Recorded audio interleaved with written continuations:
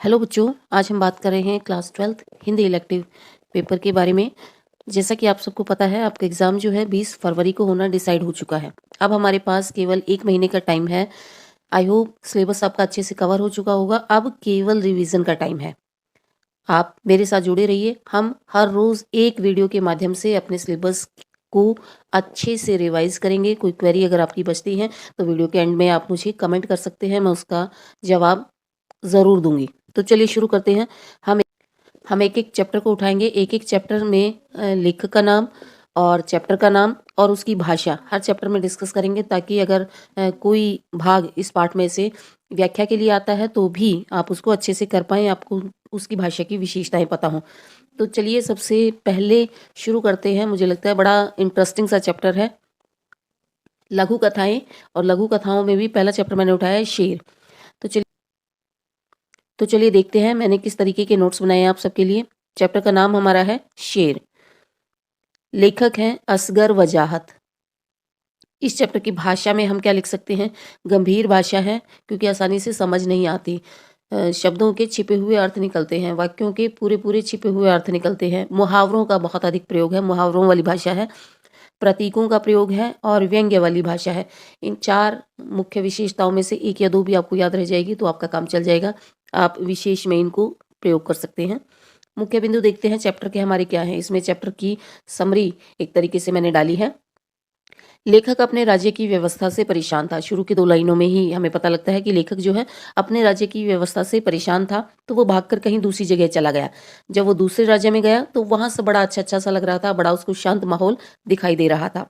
वहां एक शेर शांतिपूर्वक बरगद के नीचे बैठा था। पहले हम पढ़ रहे हैं चैप्टर को, इसके छिपे हुए अर्थ या इसका निष्कर्ष जो है हम बाद में निकालेंगे। तो वहां एक शेर जो था शांतिपूर्वक बरगद के नीचे बैठा था। कोई हिंसा नहीं थी, कोई खून खराबा नहीं था। सभी जानवर शेर के आगे लाइन लगाकर खड़े थे और बहुत ही शांतिपूर्वक तरीके से शेर के मुंह के अंदर एक-एक करके जा रहे थे। लेखक बड़ा हैरान हो जाता है, तो सबसे पहले वो एक गधे को पकड़ता है। वो उससे पूछने की कोशिश करता है, पूछता है कि तुम अपने आप अपनी मर्जी से शेर के मुंह के अंदर क्यों जा रही हो? तो गधा जवाब देता है कि शेर के मुंह के अंदर घास का मैदान है, मुझे वहां कुछ नहीं करना पड़ेगा और आराम से मैं सारा दिन घास चरूंगा, इसलिए मैं शेर के मुंह के अंदर जा रहा हूँ। फिर लेखक जो है लोमड़ी को पकड़ता है कि तुम तो चालाक दिखाई देती हो, तुम भी शेर के मुंह के अंदर क्यों जा रही हो? तो लोमड़ी कहती है शेर के मुंह में रोजगार का दफ्तर है। उसके बाद बारी आती है उल्लू की। उल्लू कहता है कि शेर के मुंह के अंदर स्वर्ग का रास्ता है और इसलिए वो शेर के मुंह के अंदर जा रहा है। उसके बाद लेखक देखता है कुछ कुत्तों को, कुछ हंस रहे होते हैं, उनमें से कुछ गा रहे होते हैं, चीखते चिल्लाते हैं, लेकिन वो सभी शेर के मुंह के अंदर चले जाते हैं। शेर ने अपने आप को प्रचारित कर रखा था बहुत बड़ा अहिंसावादी, सह अस्तित्ववादी और अहिंसावादी की सब मिलजुल कर रहेंगे, कोई हिंसा नहीं है मेरे राज्य में, कोई खून खराबा नहीं है। शेर ने अपने आप को इस तरीके से प्रेजेंट कर रखा था सबके सामने। सभी लोग शेर पर विश्वास करते थे। पूरे राज्य में ऐसा माहौल था कि सब लोग उस पर विश्वास करते थे, तो लेखक को भी लगा कि हो सकता है ये सच हो। एक बार शेर के मुंह के अंदर जाकर देखना चाहिए, क्या सचमुच उसके मुंह के अंदर रोजगार का दफ्तर, स्वर्ग का रास्ता या हरी घास का मैदान है भी या नहीं। तो जब सब लोग शेर पर विश्वास करते थे, तो लेखक ने भी एक दिन शेर के पास जाने का निश्चय किया। वहां जाकर लेखक ने शेर के मुंह के अंदर रोजगार का दफ्तर है इस बात का प्रमाण मांगा। जब लेखक जाता है, शेर के मुंह के पास पहुंचता है, तो जो शेर का स्टाफ होता है, उसके जो कर्मचारी होते हैं, लेखक उनसे बात करता है और वो कहता है कि मुझे कोई प्रूफ दिखाओ कि शेर के अंदर मुंह के अंदर वास्तव में रोजगार का दफ्तर है या नहीं। तो शेर के स्टाफ जो है शेर के स्टाफ वाले लेखक को कहते हैं कि हम कोई प्रमाण नहीं देंगे, तुम्हें विश्वास करना पड़ेगा, क्योंकि प्रमाण से अधिक महत्वपूर्ण है विश्वास। ये जैसे एक टैग लाइन होती है, उस तरीके की पंच लाइन होती है, उस तरीके की एक लाइन है पूरी कहानी की। और इसके ऊपर एक बड़ा इंपॉर्टेंट क्वेश्चन भी बनता है। जो शेर का स्टाफ लेखक को कहता है कि प्रमाण से ज्यादा महत्वपूर्ण यहाँ पर विश्वास है। लेखक जो है बिना प्रमाण के विश्वास करने को तैयार नहीं होता। जब शेर को लगता है कि लेखक अड़ गया है, विरोध करने लगा है, तो शेर जो है अपनी अहिंसावादी मुद्रा छोड़ करके बुद्ध वाली, महात्मा बुद्ध की तरह जो वो बैठा था शांत एक बरगद के नीचे, वो छोड़ करके लेखक पर झपट पड़ता है। ये हमारी कहानी शाब्दिक रूप में है, जिस तरीके की कहानी बुक में दी गई है।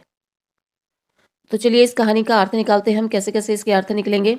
इसमें सरकार या व्यवस्था पर व्यंग्य किया गया है। आपको जो शब्द अच्छे से याद रह जाए, जिस शब्द से आप अच्छे से अपने आप को जोड़ सके, जो आसान लगे, उन इन दोनों में से आप एक शब्द चूज कर सकते हैं। सरकार या व्यवस्था पर व्यंग्य किया गया है। सारी सरकारें या व्यवस्थाएं एक जैसी होती हैं। बाहर से वो अलग अलग दिखाई दे सकती हैं, लेकिन अंदर से सबका काम जनता को मूर्ख बनाकर राज करना होता है। जैसे शेर बाहर से अहिंसावादी दिखता है, बरगद के नीचे बैठा है, महात्मा बुद्ध का शिष्य जैसा दिखता है, लेकिन वो अंदर से हिंसक ही होता है। सरकारों का और व्यवस्थाओं का काम क्या होता है? अलग अलग लोगों को अलग अलग प्रकार के लालच दे करके मूर्ख बनाना ही उनका काम होता है। अब चलिए बात करते हैं इस कहानी में कौन किसका प्रतीक है। सबसे पहले शेर। शेर जो है राजा का प्रतीक है।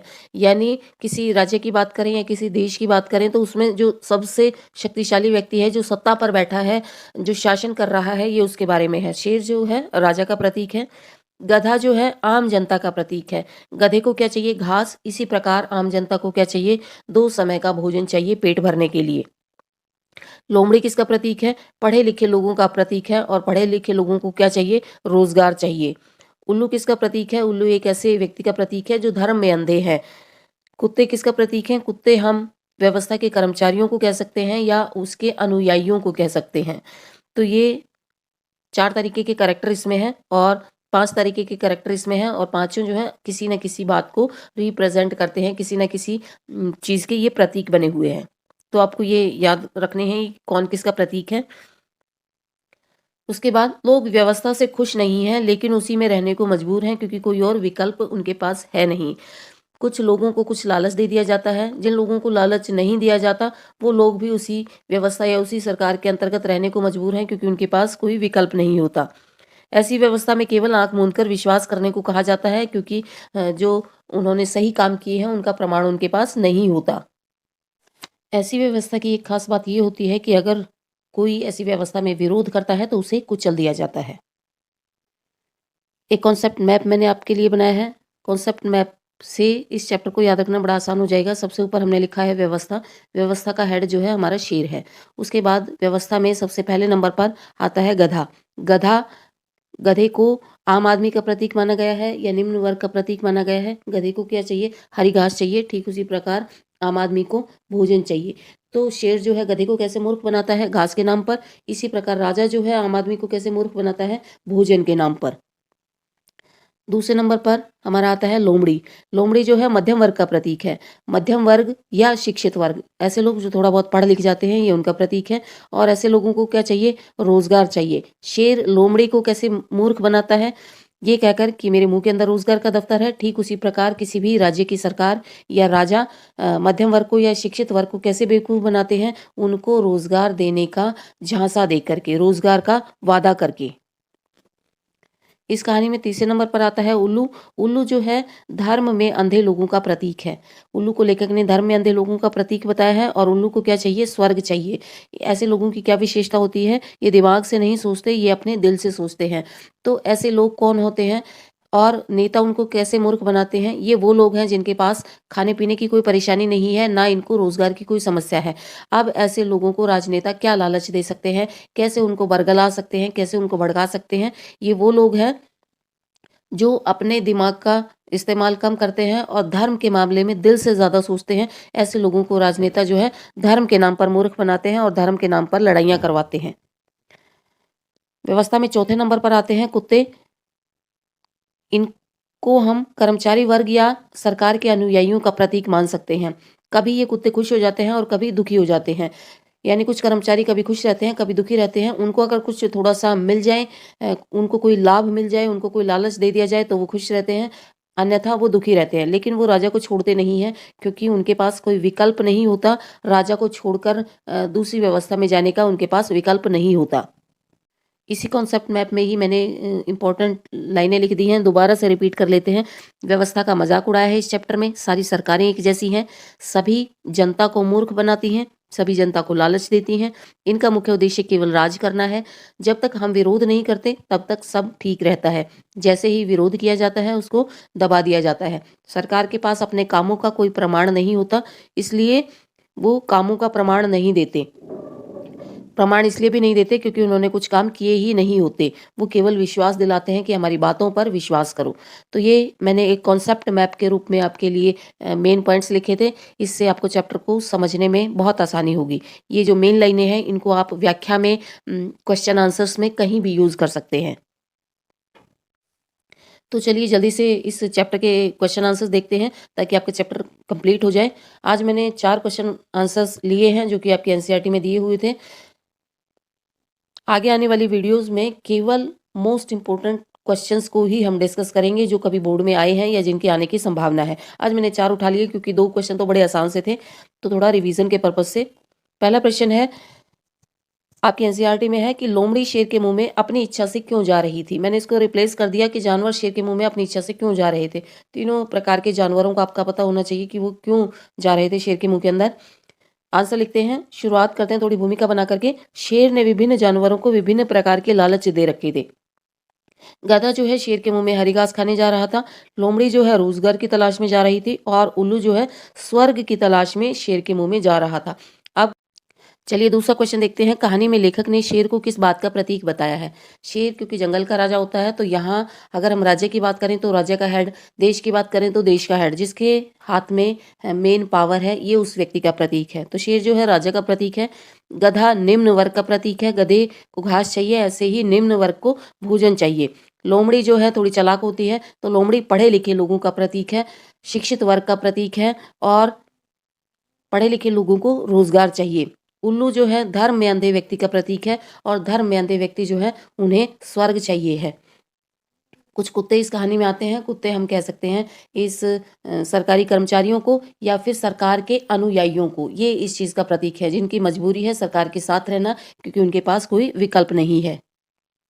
तीसरा क्वेश्चन देखते हैं। ये प्रश्न जो है एग्जाम के हिसाब से इम्पोर्टेंट है।